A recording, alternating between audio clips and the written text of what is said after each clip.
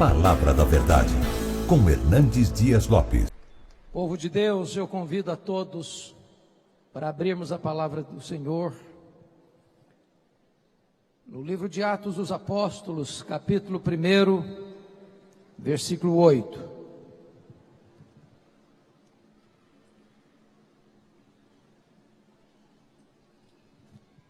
Este texto tem uma promessa.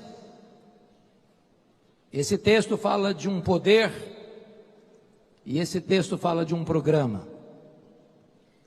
Mas recebereis poder ao descer sobre vós o Espírito Santo, e sereis minhas testemunhas, tanto em Jerusalém como em toda a Judeia e Samaria, e até os confins da terra.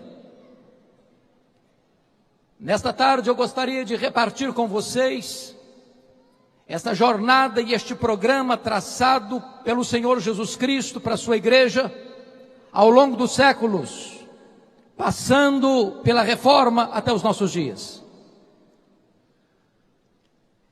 Este programa é cumprido à risca, porque do capítulo 1 ao capítulo 7 o Evangelho alcança Jerusalém e a Judeia. No capítulo 8 de Atos o Evangelho chega em Samaria. No capítulo 9, a conversão de Saulo, já em Damasco, fora do território de Israel. No capítulo 10, a conversão de um gentio, prosélito, Cornélio, na cidade de Cesareia Marítima. No capítulo 11, o Evangelho chega em Antioquia, a terceira maior cidade do mundo. Capítulos 13 e 14, a primeira grande viagem missionária na região da Galácia. Capítulos 16, 17 e 18, o Evangelho alcança a província da Macedônia e da Acaia na segunda viagem missionária de Paulo. Capítulo 19 e 20, o Evangelho estende-se mais para a província da Ásia Menor, na grande cidade de Éfeso, de onde o Evangelho se espalha para toda a província.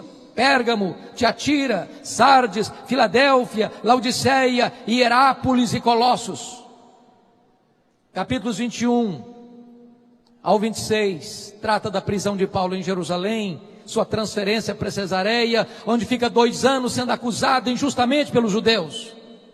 Capítulos 27 e 28, é a viagem de Paulo para Roma, o naufrágio que ele enfrenta, a sua temporada na ilha de Malta e sua chegada a Roma, não como sonhara chegar, mas preso e algemado.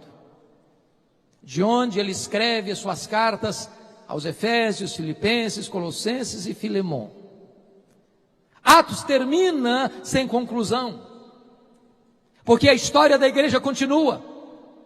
E nós estamos escrevendo, quem sabe, o capítulo 29 de Atos, porque o Espírito de Deus está agindo na igreja para que ela alcance até os confins da terra. Mas agora acessa o registro de Atos. E a história nos toma pela mão. A história deve ser nossa pedagoga. Do contrário, será nossa coveira. Quem não aprende com a história, repete seus erros. Quem não tem história, está fadado a não ter futuro. Quando Jesus Cristo nasce, o mundo está sob o governo de Roma, e quem governa o império é César Augusto.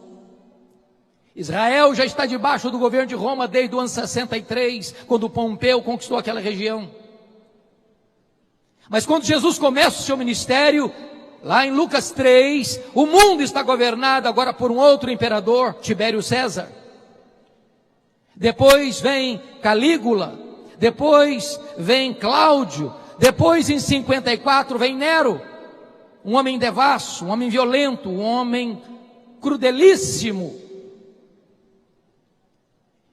10 anos depois que ele governa, precisamente no dia 17 de julho do ano 64, Nero põe fogo em Roma.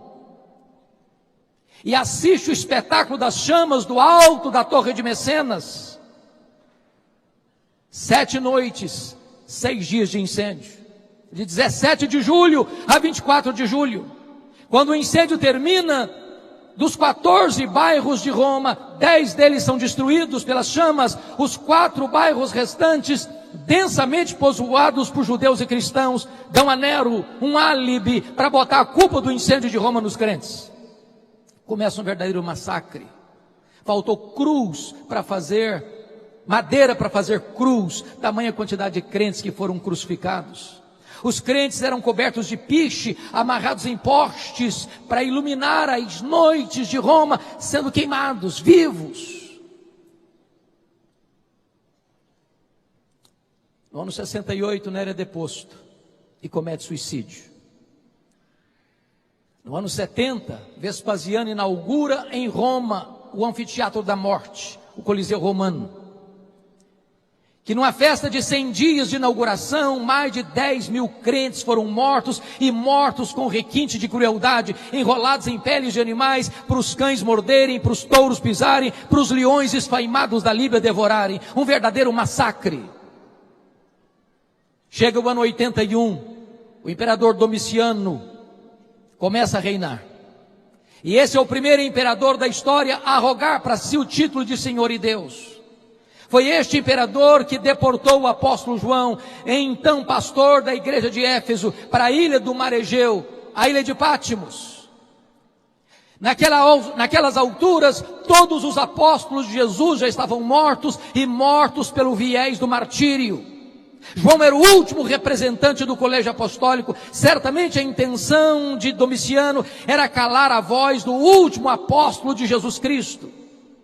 Mas se o homem faz planos, a resposta certa vem de Deus. Porque Apocalipse 1:9 diz que João não está na ilha de Pátimos por causa de um decreto de Domiciano. Ele está na ilha de Pátimos por causa da palavra de Deus e do testemunho de Jesus Cristo. O imperador romano quis fechar para ele todas as portas da terra, e quando todas as portas da terra estavam fechadas para João, Deus abriu-lhe uma porta no céu e disse: sobe para aqui e eu te mostrarei as coisas que devem acontecer. Até nos momentos mais sombrios da história da igreja, Deus continua no controle, e o plano de Deus não pode ser frustrado. Os imperadores que vieram foram truculentos: Marco Aurélio, Sétimo Severo, Décio, Diocleciano. Mas quis a providência de Deus que por volta do ano 311, 313, Constantino revertesse essa situação. E o cristianismo, que até então era massacrado e perseguido, e os crentes eram mortos com requinte de crueldade e levados ao martírio, agora o cristianismo é declarado religião oficial do Império Romano. Isso foi muito bom, isso foi muito mal. Muito bom porque cessou a perseguição. Muito bom porque os crentes que tantas vezes viviam nos antros da terra, viviam nas catacumbas de Roma, eram queimados, eram torturados, eram afogados, eram mortos à paulada, agora podem ter liberdade de adorar a Deus. Muito bom porque os bens que foram confiscados agora eram devolvidos, e os crentes que não podiam se reunir publicamente agora têm seus templos construídos com a benesse do Estado. Mas foi muito mal, porque agora a porta de entrada da igreja deixou de ser a conversão para ser a conveniência. Agora ser crente não é mais enfrentar a hostilidade do Estado, é enfrentar as benesses e receber as benesses do Estado. Isso fez com que as pessoas viessem do paganismo, trazendo a sua bagagem de crendices, de sincretismo religioso para dentro da igreja cristã. E não tardou para que a igreja cristã se corrompesse doutrinariamente, teologicamente e moralmente. Vocês bem sabem que sempre que uma igreja se corrompe doutrinariamente, cresce a política eclesiástica. E começa então uma disputa de hegemonia de poder entre as 5 principais cidades do mundo: Roma no ocidente, Constantinopla no oriente, Alexandria do Egito, a 2ª maior cidade, Antioquia da Síria, a 3ª maior cidade, e Jerusalém. E no ano 604, o imperador Focas nomeia Nicolau I, bispo de Roma, como bispo universal da igreja cristã. Nicolau I rejeita esse título E disse: qualquer homem que receber o título de bispo universal da igreja deve ser considerado um anticristo, porque só Jesus pode receber esse título. 3 anos depois, entretanto, 607, o imperador romano Focas nomeia Bonifácio III como bispo de Roma, e ele recebe o título e começa então, historicamente, a instituição do papado. Talvez você pergunte: bom, mas eu já li histórias de papas desde Pedro. Como é que vai se dizer que começa o papado em 607? Vale destacar aqui, meus irmãos, que no século VIII, na França, surge um documento chamado As Falsas Decretais de Isidoro. Um documento forjado, um documento falso, que tentou dar legitimidade ao papado, recuando a sua historicidade a Pedro, como se Pedro tivesse sido o primeiro papa, e como se todo papa fosse legítimo sucessor de Pedro.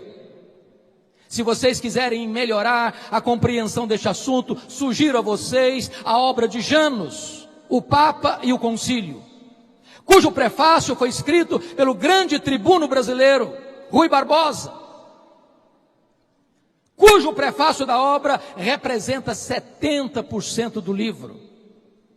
E Rui Barbosa desconstrói essa ideia da infalibilidade papal. Rui Barbosa vai mostrar que as falsas decretais de Isidoro foram o maior embuste, o maior engodo literário da história da humanidade. E desta maneira, a igreja foi se corrompendo. É claro que nos primeiros 5 séculos da história da igreja, as doutrinas sobre Jesus foram discutidas à exaustão no Concílio de Nicéia em 325, a divindade de Jesus Cristo. Em 381, no Concílio de Constantinopla, a humanidade de Jesus Cristo. No Concílio de Calcedônia, em 451, a pessoa teantrópica de Jesus Cristo. Em 416, Agostinho de Hipona enfrenta Pelágio com as suas ideias heréticas acerca da salvação, porque Pelágio dizia que o homem está tão livre como Adão era antes da queda, e que ele é quem optava por Deus e não Deus quem escolhe o homem. E Agostinho de Hipona, calçado com a verdade, vai derrotar as teses heréticas de Pelágio e mostrar que o homem está caído, o homem está falido espiritualmente, e ele somente pode ser salvo pela graça de Deus. Nós estamos agora falando da Idade Média, que vai do 5º ao 15º século, também chamado de Idade das Trevas, de escolástica. E nesse período a igreja se fortaleceu politicamente, economicamente, mas se corrompeu moral e doutrinariamente. É importante dizer, irmãos, entretanto, que nunca Deus deixou de ter uma lâmpada acesa na história e um remanescente fiel. E chegar o momento de Deus preparar o caminho para a reforma do século XVI. E a primeira coisa que Deus fez foi um movimento cultural no norte da Itália chamado de Renascença, que mexe em 5 áreas vitais da vida: a economia, as artes, a política, a ciência e a religião. Naquele momento a igreja dominava essas áreas. Naquele momento, ou você era católico romano ou era um pagão. E desta maneira a igreja era a senhora do mundo, dominava a economia, dominava as artes, dominava a ciência, dominava a política, dominava a religião. Mas quis a providência de Deus que esse movimento cultural no norte da Itália arrancasse das mãos da igreja essas 5 áreas tão importantes.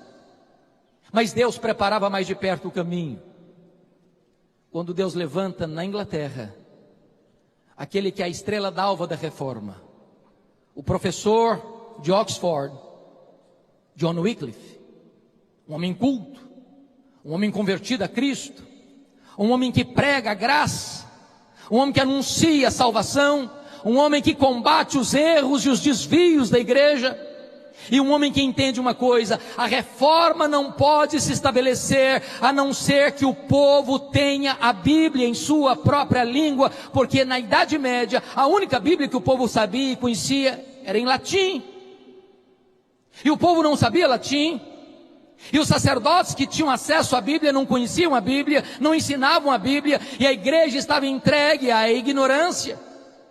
E John Wycliffe entendeu, nós precisamos traduzir a Bíblia e dar a Bíblia para o povo. E ele começa então a traduzir a Bíblia para o inglês. Ele é perseguido, ele não consegue concluir a tradução da Bíblia, mas os seus discípulos, os Lollardos, vão concluir a tradução da Bíblia para o inglês. Lá na Boêmia, um discípulo de John Wycliffe, John Huss, convertido a Cristo, prega com muito poder e paixão o Evangelho de Cristo, denunciando os pecados e os desvios da igreja, denunciando as heresias que estavam sendo acolhidas pela igreja.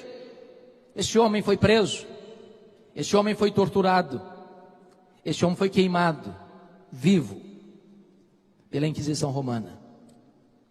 Deus levantara lá nas barbas de Roma, em Florença, Jerônimo Savonarola, que pregava com tanto poder a palavra de Deus, que a cidade de Florença foi impactada e transformada pela sua pregação, mas por não retratar-se da sua posição evangélica, ele também foi morto pela Inquisição. Mas quando John Huss estava queimando na fogueira, 100 anos antes de Lutero, ele profetizou: hoje vocês estão matando um ganso, mas Deus levantará uma águia, e a esta vocês não poderão matar. Talvez sem saber o que estava dizendo, ele estava apontando para aquele grande momento, quando no dia 31 de outubro de 1517, Lutero haveria de fixar nas portas da igreja de Wittenberg as 95 teses contra as indulgências. Meus amados, a igreja continuou se corrompendo, porque aqueles que se levantavam para defender a verdade eram presos, eram torturados e eram mortos. E agora Leão X está no seu governo como Papa, está tendo o privilégio, entre aspas, de construir o maior santuário católico de todos os tempos, a Basílica de São Pedro, e ele está precisando de ajuda. E então a igreja, que tinha se corrompido ao extremo, introduzido no seu meio o culto às imagens, as relíquias, a invocação de santos, o purgatório, a missa, a transubstanciação, a confissão auricular, a tradição, a salvação pelas obras, o culto a Maria como Mãe de Deus, Imaculada, mediadora, corredentora. A igreja, que estava sendo eivada de tantos erros, ainda agora recebe o impulso de arrancar dinheiro do povo através de vendas de perdão de pecado. Naquele momento a igreja entendia que ela era dona do ser humano, tanto da igreja militante, quanto da igreja purgante, quanto da igreja triunfante. Ninguém podia escapar das mãos da igreja, nem depois de morto. Pensem comigo, uma pessoa que crê nisso. O pai acabou de morrer, a mãe acabou de morrer, o filho acabou de morrer. E chega alguém e disse: você ama seu filho? Você ama seu pai? Você pode ajudá-lo. Porque seu pai, sua mãe, seu filho não foi suficientemente bom para ir para o céu, nem foi tão suficiente mal para ir para o inferno, ele foi para o purgatório. Mas você pode ajudar. Se você der tanto dinheiro, no momento que a moeda cair na caixa, no gasofilácio, essa alma pula do purgatório para o céu. As pessoas eram encorajadas a comprar 5 anos de perdão, a 15 anos de perdão, a 20 anos de perdão, ou se o dinheiro fosse bom, perdão para a vida inteira. E é nesse momento que Johannes Tetzel vai à Alemanha para vender indulgências. E a essas alturas, Martinho Lutero já era um professor de Bíblia. Martinho Lutero já tinha tido contato com o livro de Romanos. Martinho Lutero já entendia que a justificação não é pelas obras, é pela fé em Cristo Jesus. E então, quando Johannes Tetzel vai para a Alemanha pregar as indulgências, estrategicamente, no dia 31 de outubro de 1517, véspera de Todos os Santos, ele vai fixar as 95 teses contra as indulgências. Se você ler as indulgências, as 95 teses, você vai ver que Lutero não era plenamente reformado ainda. Tinha muita coisa errada lá nas indulgências. aquelas 95 teses. E não estavam tão claras na mente dele. Só mais tarde, Lutero vai ter uma compreensão mais clara da verdade de Deus. Mas estava deflagrado aí o movimento da reforma. É claro que isso surgiu com muita luta, com muita lágrima, com muito sofrimento, porque no dia 5 de maio de 1521, Lutero é convocado à Dieta de Worms, diante do imperador, diante das autoridades políticas, diante das autoridades eclesiásticas, e os seus livros estão lá expostos, e Lutero sabia que não estava aquela reunião convocada ali para discutir com ele, mas apenas por uma razão, para que ele se retratasse das suas posições bíblicas e cristãs. Naquele dia, Lutero pediu um tempo mais para pensar. Para espanto de todos. E diz os historiadores que naquela noite Lutero teve uma grande angústia na sua alma. O inferno jogou em cima dele toda a sua fúria. A tal ponto de, num determinado momento da noite, ele pegar o seu tinteiro e jogá-lo contra a parede, como se o diabo estivesse fisicamente, presentemente ali no seu quarto. Quando o dia amanheceu, a dieta se recompôs. Os livros de Lutero sobre a mesa. Perguntaram para ele: Lutero, você está pronto a se retratar daquilo que você escreveu, do que você tem pregado, do que você tem ensinado? E Lutero respondeu: a menos que vocês me convençam pelas escrituras que eu estou errado, eu não me retratarei. Porque não é lícito, não é justo, não é honesto um homem agir contra a sua consciência. Aqui fico, aqui me estabeleço, e que Deus me ajude. Estava aí o corte definitivo para a reforma protestante do século XVI. Ele é considerado herege, e isso significava que qualquer pessoa que matasse Lutero não tinha nenhuma imputação de crime. E quando ele sai da dieta, ele é raptado na estrada, não pelos seus adversários, mas pelos seus aliados, e é levado para o castelo, onde fica 10 anos, escondido atrás de um biombo. E por providência divina, exatamente nesse tempo de reclusão, é que ele se dedica com muito empenho a traduzir o Novo Testamento para o alemão. Obra essa que vai influenciar toda a literatura alemã, inclusive a gramática alemã. Mas é claro que Lutero não trabalhou sozinho. Deus levantou homens como João Calvino, um francês, nascido no dia 10 de julho de 1509, que vive 54 anos, que talvez foi a mente mais brilhante da reforma, foi o grande mestre da reforma, foi o grande sistematizador das doutrinas da reforma, foi o homem que criou a academia, foi o homem que instituiu o aconselhamento pastoral, foi o homem que deu a preparação, criou uma academia para preparar obreiros para o mundo inteiro, inclusive mandando 14 missionários aqui para o Brasil, a pedido de Villegagnon, missionários esses que foram mortos e torturados em terras brasileiras. O homem que aos 26 anos de idade vai escrever a obra mais importante da reforma, as Institutas da Religião Cristã, olhando o credo apostólico. Primeiro livro, creio em Deus Pai. Segundo livro, creio em Deus Filho. Terceiro livro, creio no Deus Espírito Santo. Quarto livro, creio na igreja. Deus levantou outros homens, como Busser, Martin Busser, lá em Estrasburgo. Deus levantou Beza, Deus levantou Melanchthon, Deus levantou gigantes nesse tempo. E as colunas básicas eram essas: só a Escritura. Nenhum concílio, nenhuma igreja, nenhum pastor, nenhum papa, nenhum homem, nenhuma instituição pode suplantar a palavra de Deus. Não é a igreja que está acima da Bíblia, é a Bíblia que está acima da igreja. Não é a igreja que valida a Escritura, é a Escritura que orienta a igreja. É só a Escritura, ela é a nossa única regra de fé e prática. Não tem outra revelação, não tem outra fonte de conhecimento e de vida a não ser a palavra de Deus. Só a fé, não, a salvação não é pelas obras, a salvação não é pela fé, mas as obras, a salvação é só pela fé, independentemente das obras da lei. É só a graça, não há mérito, não há mérito. Ninguém vai entrar no céu batendo no peito e diz: eu cheguei aqui porque eu mereci, eu cheguei aqui porque eu conquistei, eu cheguei aqui porque eu fui bom, eu cheguei aqui porque fiz boas obras. A salvação é absolutamente um presente gratuito de Deus, é imerecido de Deus. É só Cristo.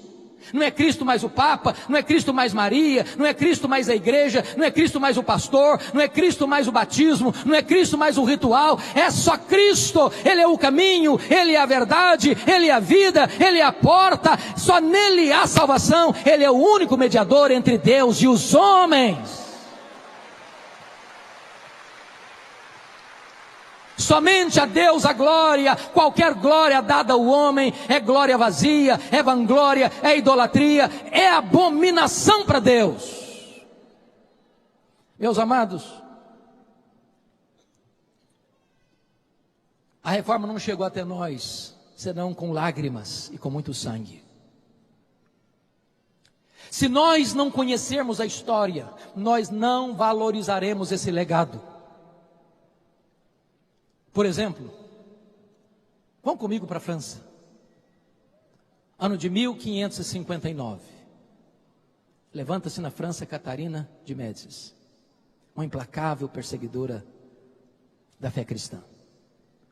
Qualquer aluno de segundo grau já leu sobre a famigerada noite de São Bartolomeu, 24 de agosto de 1572, quando mais de 70 mil huguenotes foram mortos traiçoeiramente, por ordem de Catarina, sob os aplausos do Papa e os elogios de Filipe II, rei da Espanha, genro de Catarina de Médicis. Foi proibido ser protestante na França. E se você ler, por exemplo, antes disso, a história do reformador João Calvino, vocês se lembram quanta luta, quanta dor, quanta perseguição, quanta tristeza, quanto sangue derramado em seu país. E é por isso que ele foge dessa perseguição, passando por Genebra, e quis a providência de Deus que Farel o convidasse, porque Farel não era um mestre, Farel era um evangelista. E Farel disse: Calvino, eu preciso de você aqui. Ele disse: não vou ficar, eu estou em transição. Calvino não queria ser um pastor, pregador, ele queria ser um escritor, ele queria ficar mais recolhido para escrever, para tratar das grandes demandas da igreja. E Farel disse: se você não ficar aqui, Calvino, eu vou pedir a Deus para amaldiçoar a sua vida. Ele ficou. 1538. Chegou antes disso, 1536, 35, 36, 38, ele foi expulso. Ele e Farel. Vão para Estrasburgo, onde ele se casa. 1541 ele retorna, a pedido dos líderes de Genebra, e fica em Genebra até sua morte, por volta de 27 de maio de 1564, transformando Genebra na maior maquete do reino de Deus da história. Se você vai comigo para a Alemanha, você conhece a história da triste guerra dos 30 anos, onde milhões de pessoas morreram. 1618, 1648. Se você vai comigo para a Inglaterra, você se lembra que em 1534, Henrique VIII rompeu com o catolicismo, não por convicção teológica, mas por conveniência pessoal, para casar-se de novo, para ter um herdeiro para o trono. E o Papa não lhe dava essa autoridade, e ele rompe com a igreja e cria uma nova igreja na Inglaterra, a igreja anglicana, sendo ele chefe de Estado e chefe da igreja. Na verdade, esse filho, Ana Bolena não lhe deu. Ele casou muitas outras vezes, e ele morre em 1547, e o seu filho, Eduardo VI, com 10 anos de idade, começa a reinar. Os líderes protestantes da Inglaterra entendem uma coisa: chegou a hora de plantar a reforma na Inglaterra. Ridley, Latimer, Cranmer. Mas esse menino morre precocemente, com 16 anos de idade, em 1553. e assume o governo da Inglaterra, Maria Tudor, Maria Sanguinária, que leva a estaca e queima em praça pública os líderes protestantes, promove uma perseguição generalizada na Inglaterra, e muitos irmãos nossos, para poupar sua vida, tiveram que fugir da Inglaterra. E fugiram para onde? Fugiram para o continente, para a Alemanha, para a Suíça, para a Holanda, para os lugares onde a reforma estava estabelecida. Quis a providência de Deus que Maria Tudor morresse cedo, 5 anos depois, em 1558, e assume o governo da Inglaterra Elizabeth, num longo governo de 1558 a 1603. E o primeiro decreto de Elizabeth foi determinar a volta dos foragidos para a Inglaterra, e tendo eles então contato com a reforma no continente, voltaram fazendo 4 exigências para a igreja. Nós queremos na Inglaterra uma igreja com teologia pura, com liturgia pura, com governo puro, com vida pura, e desencadearam na Inglaterra um dos mais importantes movimentos de reforma de todos os tempos e também de avivamento, o movimento dos puritanos. Aqui fica uma coisa interessante a pensar. Maria Tudor não sabia, mas Deus havia constituído em presidente das missões estrangeiras da Inglaterra. Quando ela pensou que ela estava destruindo a igreja, ela estava promovendo a igreja. Há um cântico que foi escrito aqui no Brasil e muito cantado em outros tempos aqui no Brasil, muito conhecido nos meios pentecostais, que diz o seguinte: é obra santa, ninguém detém. A igreja de Deus é indestrutível. A igreja de Deus avança sobre a perseguição, ela avança sobre as fornalhas, ela avança sobre o martírio, ela avança sobre qualquer dificuldade da vida, ela marcha triunfantemente. Mas, amados irmãos, tempos difíceis vieram. Tempos de crise, surge o racionalismo francês, o iluminismo. No bojo desse momento, vem o chamado liberalismo teológico. A Bíblia é lida de outra maneira, não é mais a visão gramática histórica, mas crítico-literária. E não tardou para que os seminários que formaram teólogos, pastores, missionários para o mundo fossem tomados de assalto pelos liberais. E agora não se cria mais na Bíblia. Agora os seminários começaram a ensinar o ceticismo, a incredulidade. E o liberalismo assaltou a igreja na Europa, irmãos. E qualquer igreja que subscreve o liberalismo está assinando um atestado de óbito. Não há esperança para alguém chegar e dizer: eu não creio mais na Bíblia. Eu não creio que esse livro é a palavra de Deus. Eu não creio mais que esse livro é infalível, é inerrante, é suficiente. Qualquer igreja que entrar por esse caminho, morre. Não tem antídoto. O que fizeram? Tentaram restaurar a igreja através de grandes palestras. Tentaram dar mais credibilidade ao pastor, levantando o púlpito. Mas não foram as palestras. A única coisa que restaura a igreja deste vale de ossos secos foram os poderosos reavivamentos que Deus derramou sobre a sua igreja. Em 1739, na Inglaterra, com John Wesley e George Whitefield. No país de Gales. Na Nova Inglaterra, Jonathan Edwards. Nos idos de 1735 e 1740. Novamente o século XIX foi varrido por uma onda de incredulidade. O liberalismo está no auge e Deus levanta na Inglaterra Charles Haddon Spurgeon para enfrentar essa fúria do liberalismo. E o que levanta a igreja é o avivamento espiritual. Na cidade de Nova York, 1857, esse avivamento varre a nação, 1857 a 1859, e é no bojo desse avivamento é que o missionário Ashbel Green Simonton, que acabara de se formar no seminário de Princeton, ouvindo um sermão do professor Charles Hodge, é tocado pelo Espírito Santo de Deus para vir para o Brasil, e ele chega aqui exatamente no dia 12 de agosto de 1859, debaixo da égide deste poderoso avivamento espiritual. espiritual, a Igreja Presbiteriana do Brasil nasceu sob o signo do avivamento espiritual. E eu quero concluir minha fala lembrando a vocês que uma igreja reformada, sempre reformando. Isso não significa que nós vamos abraçar as últimas novidades do mercado da fé. Não, nem isso que está dizendo.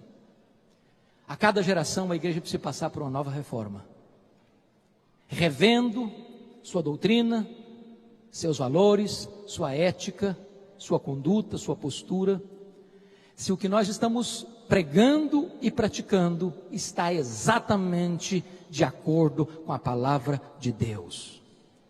Avivamento não é novidade. Avivamento, melhor dizendo, reforma não é novidade. Reforma não é mudança. Reforma é retorno. Retorno à origem, à doutrina dos apóstolos. E por que eu creio que hoje precisamos de uma nova reforma? Primeiro, irmãos, porque o liberalismo ainda está devastando igrejas no nosso século. Tristemente, colegas, a Europa, o berço do protestantismo, não tem o que celebrar nos 500 anos, não tem. A igreja protestante na Europa está praticamente morta. A não ser que Deus traga um avivamento, o que você vê é evidência de incredulidade.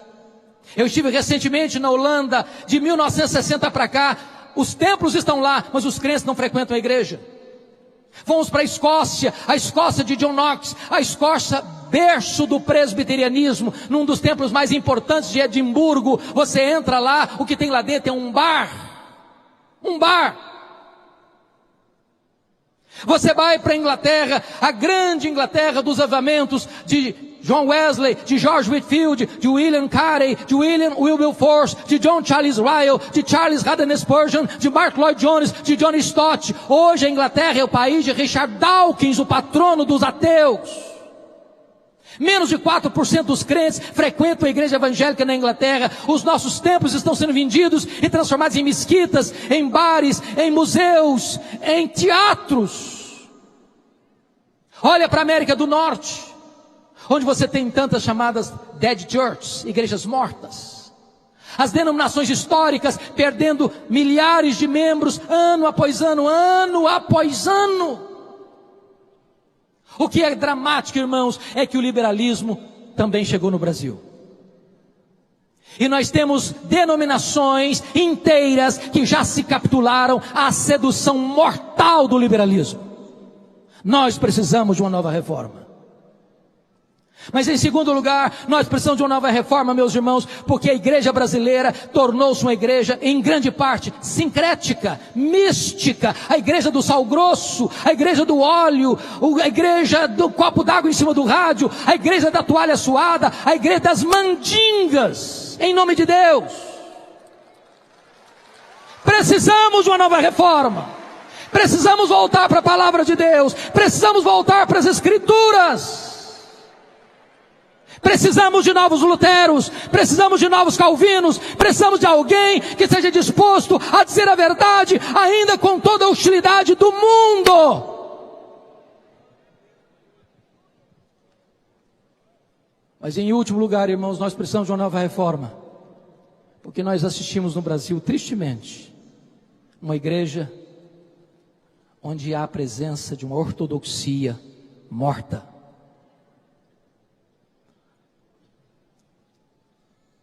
Tem teologia sim, e boa, mas não tem fervor. Não tem brilho nos olhos. Não tem fogo no coração. Tem luz na cabeça, mas não tem fogo no coração. As reuniões de oração estão no CTI, na maioria das nossas igrejas. O secularismo está entrando para dentro das nossas igrejas. O índice de divórcio dentro da igreja é quase o mesmo fora da igreja. O índice de jovens que vão para a cama com o namorado dentro da igreja é quase o mesmo fora da igreja. As festas de casamento, os crentes, tornou-se festas pagãs, de bebedeira. A não ser que a igreja evangélica se arrependa, a não ser que a igreja evangélica se volte para Deus em santidade, em quebrantamento, em arrependimento sincero. Nós precisamos disso para experimentarmos uma nova reforma e um poderoso reavivamento espiritual. A minha oração e o meu clamor aos céus é que essa celebração de 500 anos nos leve a uma reflexão, nos leve a uma postura de arrependimento e nos leve de volta ao caminho do cristianismo primitivo, simples, puro, mas cheio do poder do Espírito Santo de Deus. Que Deus tenha misericórdia de nós.